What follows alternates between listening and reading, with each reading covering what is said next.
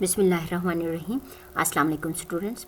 जैसे कि हम एक्स लिंकेज पढ़ रहे हैं या फिर सेक्स लिंकेज पढ़ रहे हैं, उसमें जीन के लोकेशन के हिसाब से on the X Y chromosome हमने मज़ीद सेक्स लिंकेज को डिवाइड किया था, जिसमें से वाई लिंक्ड इनहेरिटेंस था। Non sexual trait are autosomal characters for which genes are located on the non-homologous part of Y chromosome is called Y-linked inheritance. An allele that are present on the non-homologous part of Y chromosome. ठीक है, वो अलील या फिर gene जो non homologous part of Y पे locate करता हो तो उसे हम वाई लिंक ट्रेट कहते हैं। Y link trait are also called holandric traits. Y link trait को हम होलंड्रिक ट्रेट भी कहते हैं और वाई लिंक्ड और एक्स लिंक को हम कंप्लीट लिंकेज भी कहते हैं, क्योंकि ये डायरेक्टली ये जो जिम्मेदार जीन इनके ऊपर होते हैं ये बिल्कुल ही ट्रांसफ़र होते हैं। लिंकेज का मतलब यही था कि वो कम्प्लीटली अगर ट्रांसफ़र हो प्रोजनी में, सो इनके पास अभी यहाँ पे क्रॉसिंग ओवर की कोई चांसेस भी तो नहीं है, सो इसलिए इनको हम कंप्लीट लिंकेज भी कहते हैं। होलंड्रिक हम क्यों कहते हैं? होलो से लिया गया है, होल से लिया गया है, और एंड्रिक जो है एंड्रोशियम से लिया गया है। अब देखिए, एंड्रोशियम मीन्स मैल, एंड्रोशियम का मतलब होता है मेल, यानी कि ये जो वाई ट्रेट्स हैं सिर्फ और सिर्फ मेल में ट्रांसफ़र होंगे, क्योंकि मेल जो है वाई को शेयर करता है। सो जो भी अफेक्टेड मेल होगा वो सिर्फ सन में ट्रांसफ़र करेगा। अगेन ये जो है सन के लिए सिंबल है, और इसके लिए देखें मेल जो है सन में और सन जो है ग्रैंड सन में। इसी तरह सिर्फ मेल टू मेल ट्रांसफ़र होंगे, तो इसलिए इनको होलंड्रिक ट्रेट भी कहते हैं। Their phenotypic expression is observed only in males. Father से सन, सन से फिर ग्रैंड सन, सिर्फ और सिर्फ मेल में ये एक्सप्रेस होते हैं। Are inherited from father to son and son recessive Y carrying chromosome, यानी कि ये जो सन जो है क्या करेगा, फिर वाई कैरिंग क्रोमोसोम रखता है।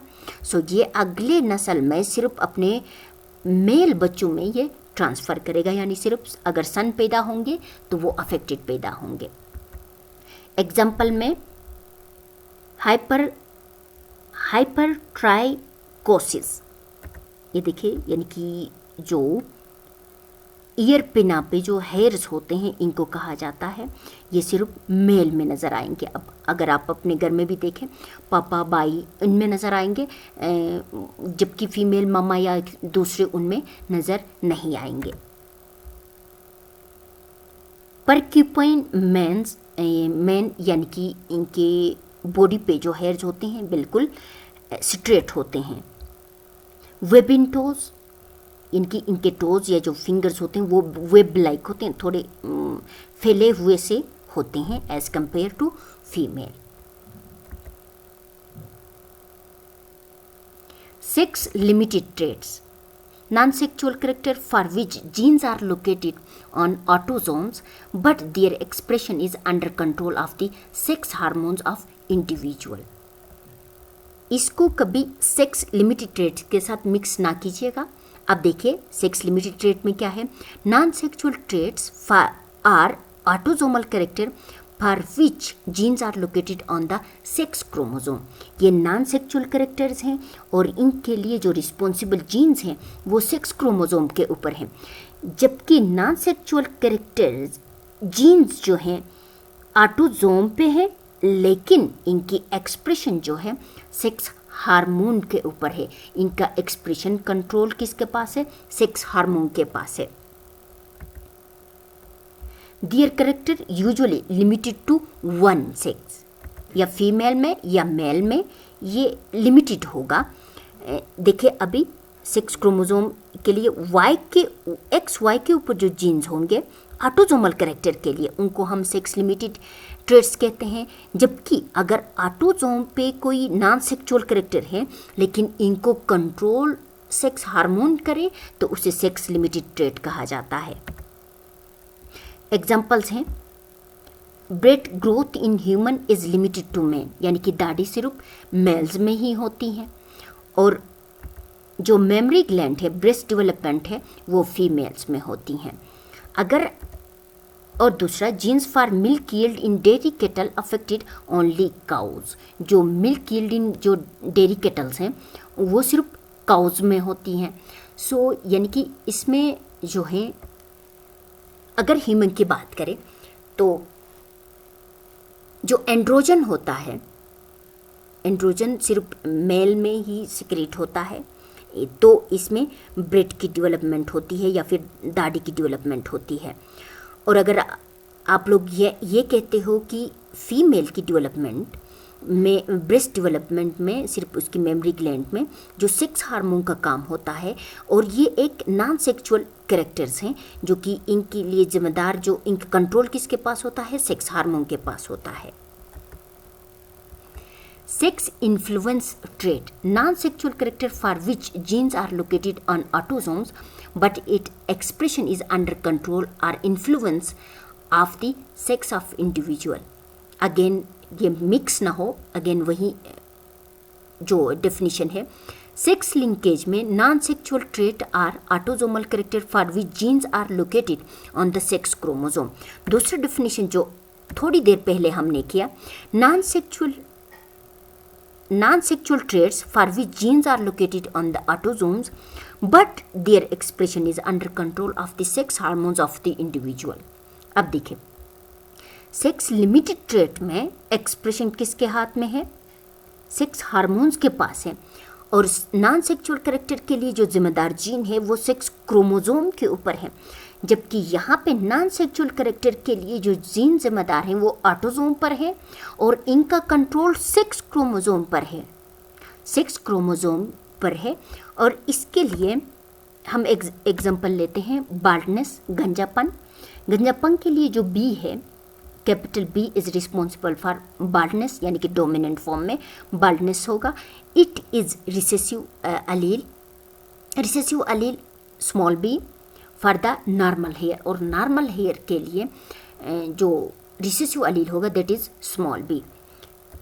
अगर इनको देखें जीनोटाइप, अगर homozygous condition, dominant condition homozygous हो तो इसके लिए जो आप जो एक्सपेक्ट करोगे, होमोजाइगस कंडीशन अगर ये हो तो जाहिर सी बात है ये बाल्ट होगा, चाहे वो मेल हो चाहे फीमेल हो, ठीक है, क्योंकि यही कहा है हमने ऊपर, B is for responsible for baldness. अगर होमोजाइगस कंडीशन हो तो वो बाल्ट होगा, यानी कि गंजा होगा या होगी। और अगर फीमेल में ये है तो अगेन क्योंकि एक को मास्क करता है, डोमिनेंस है, ठीक है, मास्क करता है, हम जो एक्सपेक्ट करेंगे वो बाल्ट होगा। और जो होमोजाइगस रिसेसिव होगा, ऊपर हमने यही तो कहा है, नॉर्मल हेयर होंगी, चाहे वो मेल हो चाहे वो फीमेल हो। लेकिन हम इसमें मेल और फीमेल में अगर फिनोटाइप अलग अलग देखें तो मेल जाहिर सी बात है होमोजाइगस कंडीशन है, बाल्ट होगा मेल, और फीमेल भी बाल्ट होगी। कुछ कंडीशंस ऐसे होते हैं, कुछ फीमेल्स या कुछ ऐसी मतलब दुनिया में पाए जाते हैं जो फीमेल भी गंजापन का शिकार होती हैं। और अगेन अगर हेट्रोजाइगस कंडीशन है मेल में तो यहाँ पे मेल जो होगा वो बाल्ट होगा, क्योंकि ये जो है बी जो है इसको मास्क करता है, कैपिटल बी मास्क करता है तो बाल्ट होगा। लेकिन फीमेल नॉर्मल होगी क्योंकि एक्स जो है क्रोमोसोम है वो इसको अफेक्ट करता है और इसको मतलब इसको इन्फ्लुएंस करता है और ये इसको बाल्टपन होने से रोक देता है और इसकी नॉर्मल है, हेट्रोजाइगस कंडीशन में नॉर्मल होंगी। और जो रिसेसिव कंडीशन होगी जाहिर सी बात है मेल में अगर ये है तो वो नॉर्मल हेयर होंगे, गंजापन नहीं होगा, और फीमेल में भी गंजापन नहीं होगा। तो ये थे सेक्स इन्फ्लुएंस ट्रेट या फिर sex control trait. So I think ये चैप्टर भी लास्ट चल रहा है। सो हम नेक्स्ट वीडियो के साथ हाजिर होंगे। अल्लाह हाफिज़।